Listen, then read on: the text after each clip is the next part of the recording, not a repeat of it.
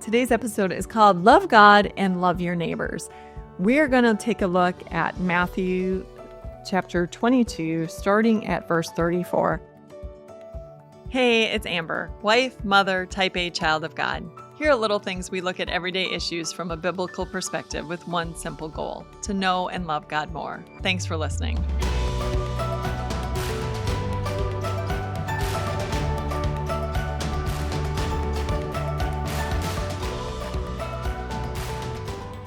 And just to give you a little bit of context before we get started, this is Holy Week, meaning that Jesus had come into Jerusalem on the day that we call Palm Sunday at the beginning of the week.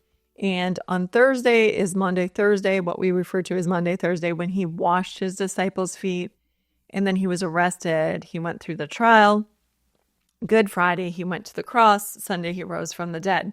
So we're in those days in the middle of the week when we see, as we read through Scripture, that the Pharisees and the Sadducees, the two ruling groups in the Jewish society at that time, are just coming and pummeling Jesus with, questions that they're trying to trap him. They're doing their absolute best to catch him in his words, and they want to bring down his ministry.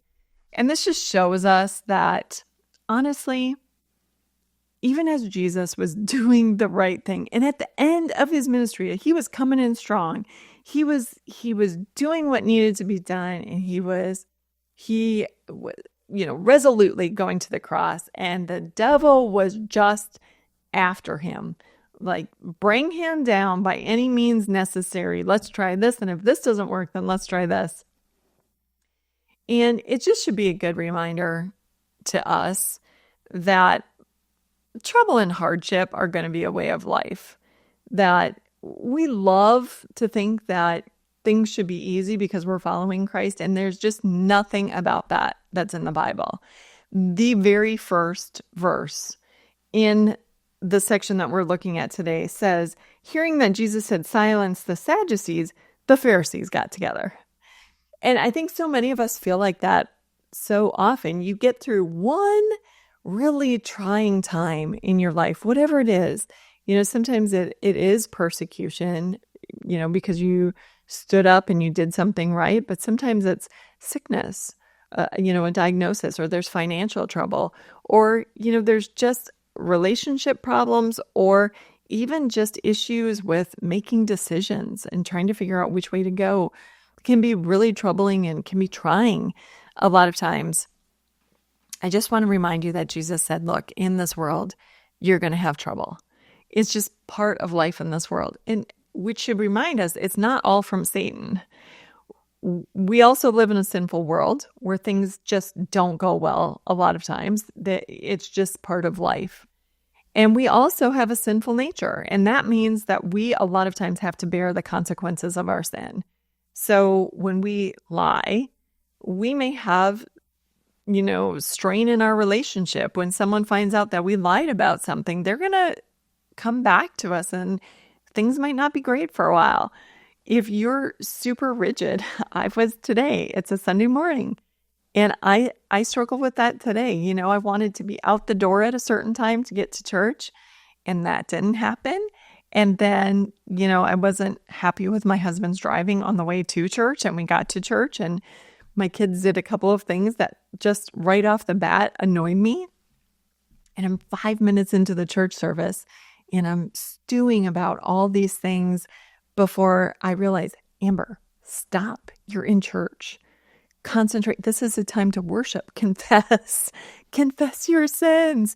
Your rigidity is going to bring you down today if you don't knock it off. And so our own sinful natures can cause us enough trouble on its own. And then we have the world that we live in, and then we have Satan and his army that are constantly trying to come against us too.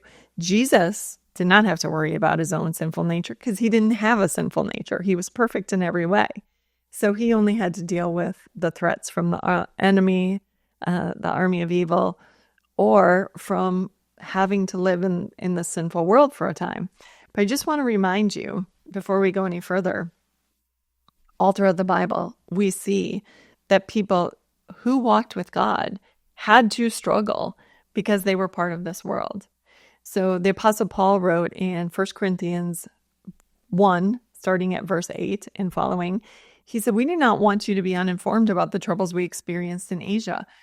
We were under great pressure, far beyond our ability to endure, so we despaired of life itself."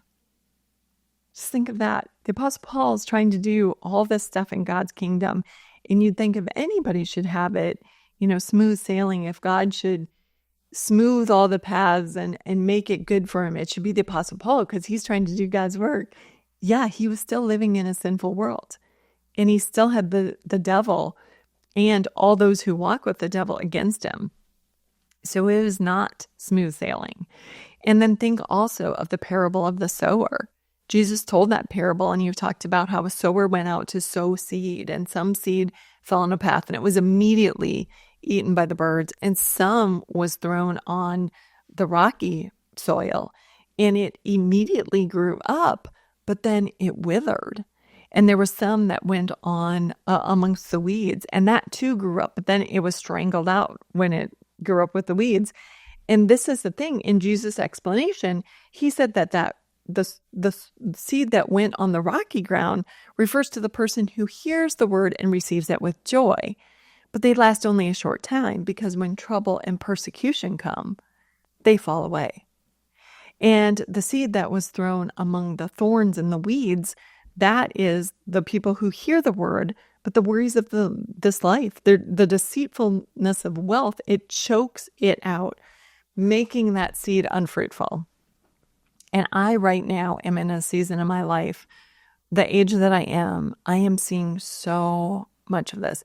In America, we don't have a ton of persecution like other countries do.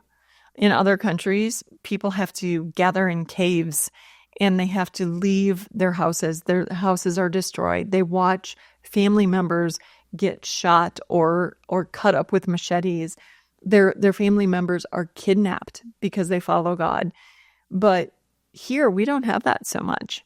What we do have is the seed sown among the thorns, where so many people my age are so invested in the world. And what are we going to get out of the world, and building their own kingdom, that they honestly just don't have any time to walk with God. They don't have time for church. Church isn't thrilling enough. It's not, flashy enough or emotional enough, or it doesn't pull them in enough. And after all, they know who God is, so they're good.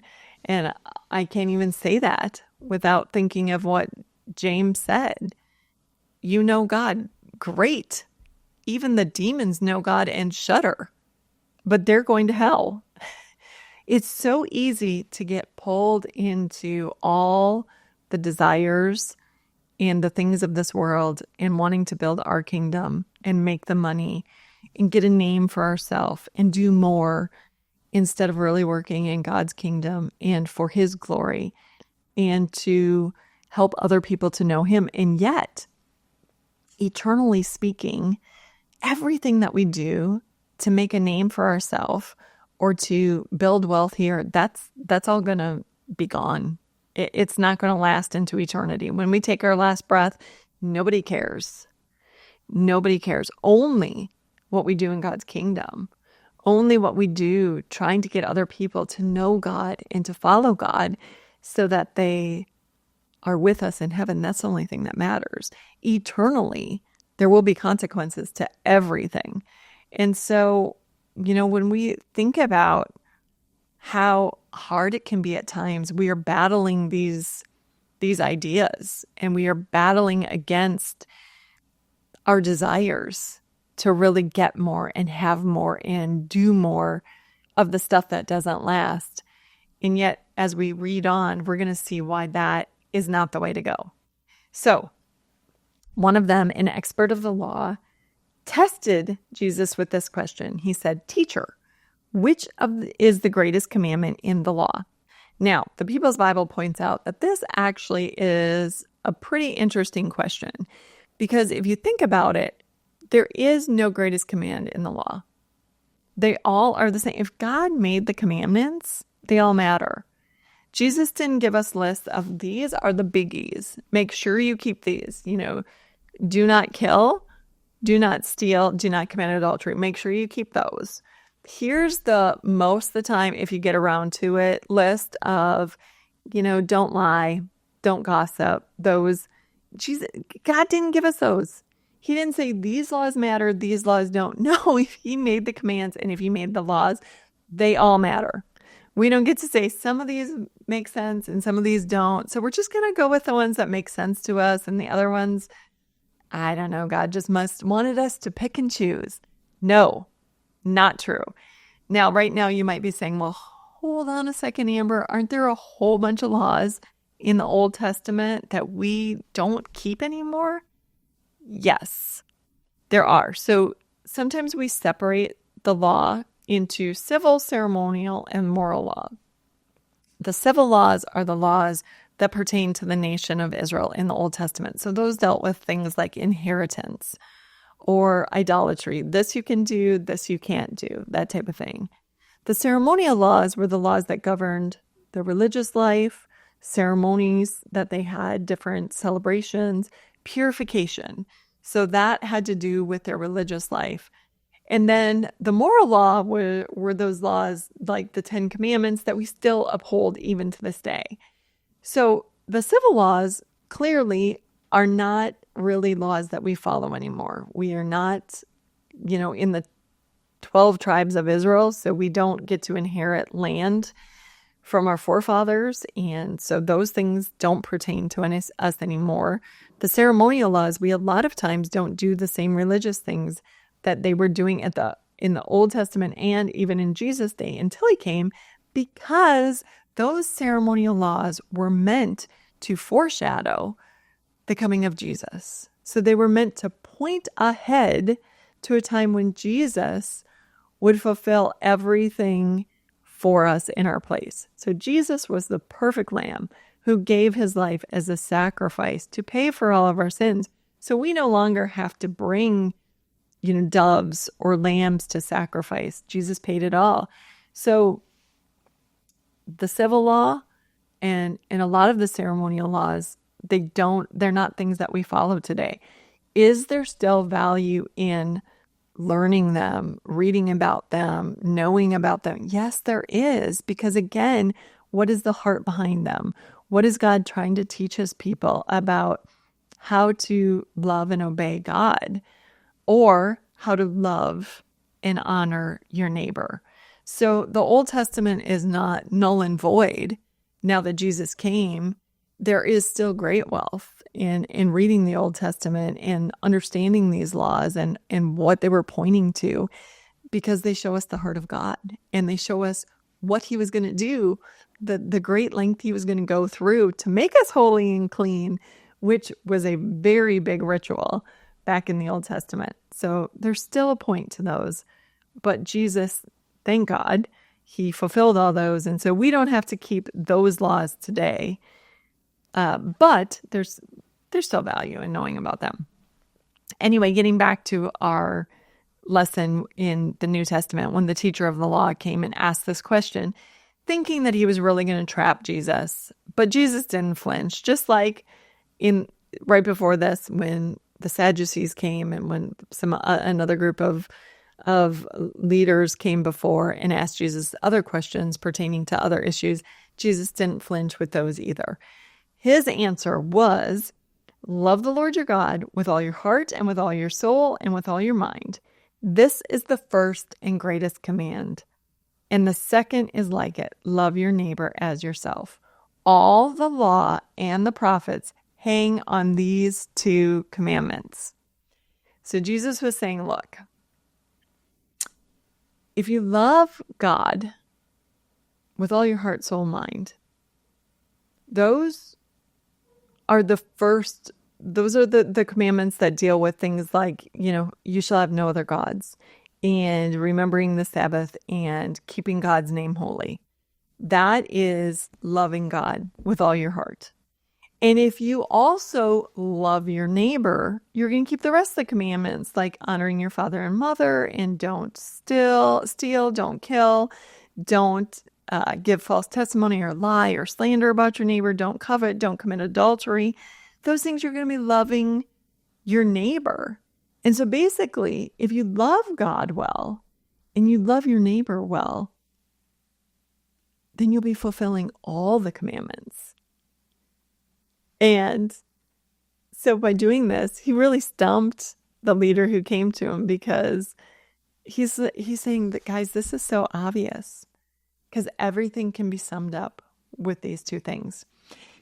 Ylvisaker said, he wrote the book, The Gospels, and he put the Gospels all together, and then he added commentary to them. He said this: true love towards God, according to the first table of the law, which is the first three commandments: love, have no other gods, don't misuse God's name, and remember the Sabbath day. So he said, true love towards God, according to the first table, must man itself in love towards your neighbor in accordance with the second table of the law, which is all the rest of the commandments. And true neighbor love flows from the true love of God as from its source.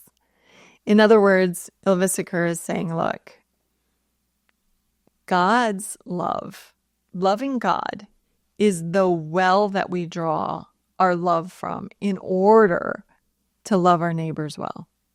Now, you go, well, I have an atheist neighbor, and he is a really good neighbor. He's a good friend. He's kind.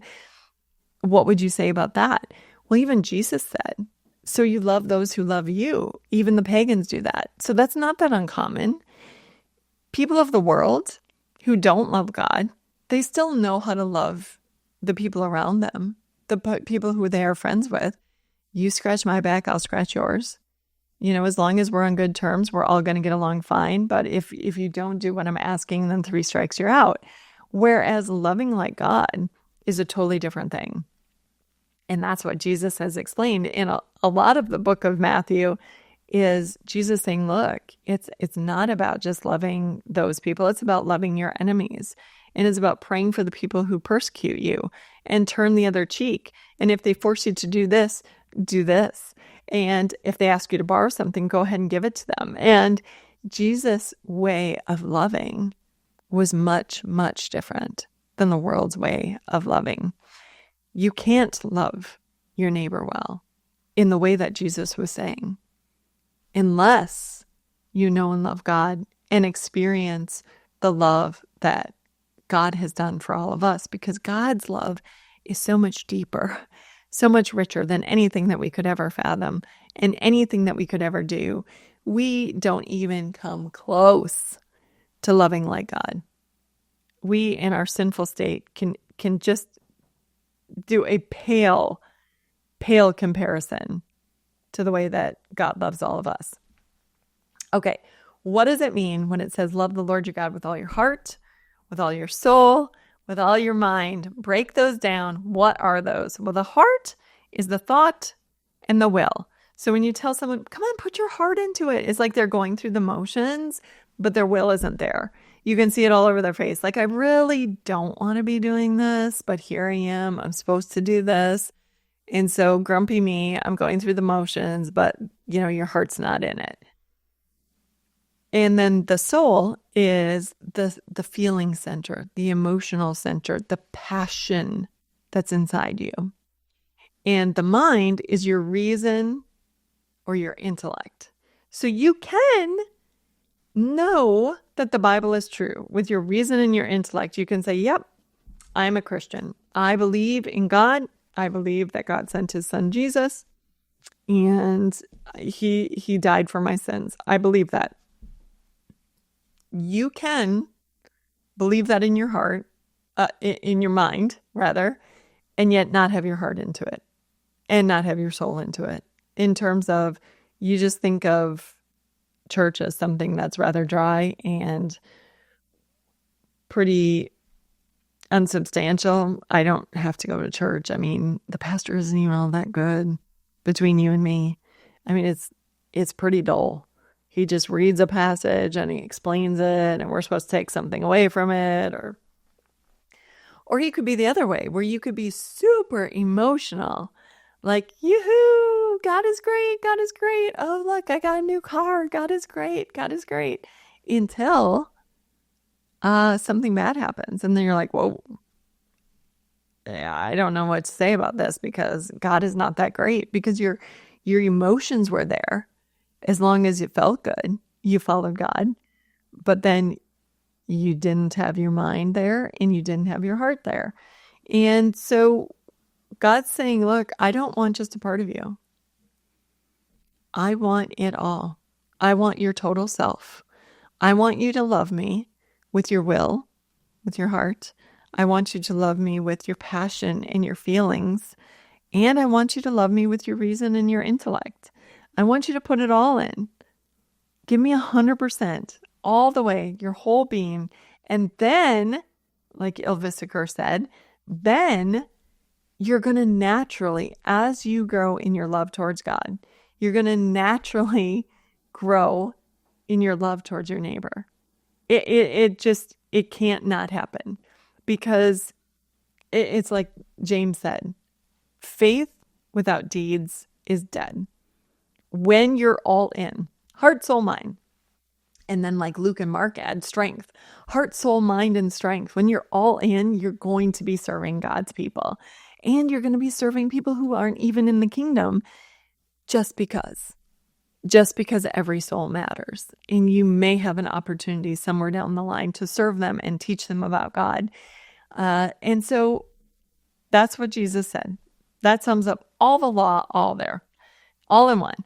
Now, I just want to put a little exclamation point on this with the idea that when we talked about the passage, come to me, all you who are weary and burdened, we talked about the oxen and being yoked together, and they're on the same team and they're going on the same path. And I just want to mention that when it comes to horses, the Clydesdales, those big draft horses, it is said that they can pull approximately 8,000 pounds by themselves. So if you just take a big draft horse, want it to do some work, it'll pull 8,000 pounds. And so when you get another draft horse to pair with it, you'd think that it could, possibly pull, 16,000 pounds. That should about do it. You double it, right? But no, the truth is that it is very normal for a team of two horses to not pull 16,000 pounds, but actually 24,000. And then if you get two horses that have trained together and worked together, they actually can pull about 32,000 pounds. And I'm only telling you this because of this.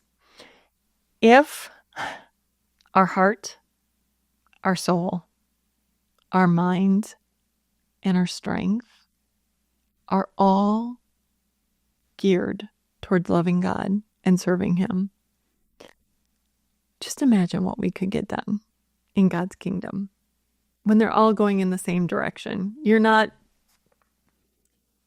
sometimes, all in emotionally, but your mind's drifting over here and your reason is saying, well, I don't know. What's the point of following God? And it's not that your will is in, but your emotions passion just isn't in it. If you're all in, just like one person, imagine what you can do in God's kingdom. And then when you meet other people who are all in and you're both working towards the same goal, oh man, can you even imagine? That's one of the things I love about meeting strong, mature Christian people. You can come in as total strangers and you can have such different life experiences. One person could have been as straight and narrow as an arrow. Their path was just Christian all the day from day one, but they're on fire for God. And then you meet this person who's, been in jail or made all the wrong turns, but here they are and they're on fire for God. And you can have gone through such drastically different experiences. And yet when you're both all in for God, you meet each other and it's like game on. Like you've just met your soulmate, not in terms of a marriage, but like it's just such a close friendship right from day one because you get it. And then when you start working together and you're on the same team and it's like, man, let's do the most we can. Let's go even further. And you're pushing me and I'm pushing you. It is so incredibly amazing to be on those teams with those people who are just all in for Jesus. It's just one of life's absolutely brilliant experiences. So Jesus, no problem for him. The devil came against him in the form of continually posing these questions that were meant to trap him. Not a problem. Jesus handled it just perfectly. And that's just such a reminder for us that whatever comes against us too, we don't have to worry. We don't have to fear. God has given us everything we need to get through whatever it is we face today. And tomorrow he'll give us whatever we need to get through tomorrow. And sometimes that includes those friends who are our kingdom workers with us. We just yesterday were at a funeral, a dear, dear friend of ours. His dad was buried yesterday, and we got a text from them today saying, man, it is so good to have Christians to walk alongside us during these times in life. And isn't that the truth? God has given us such amazing gifts. So don't miss the gifts that God has given you today to get through what you need to get through. And be all in for God. Heart, soul, mind, spirit, strength. This has been Little Things, because in God's kingdom, the little things are the big things.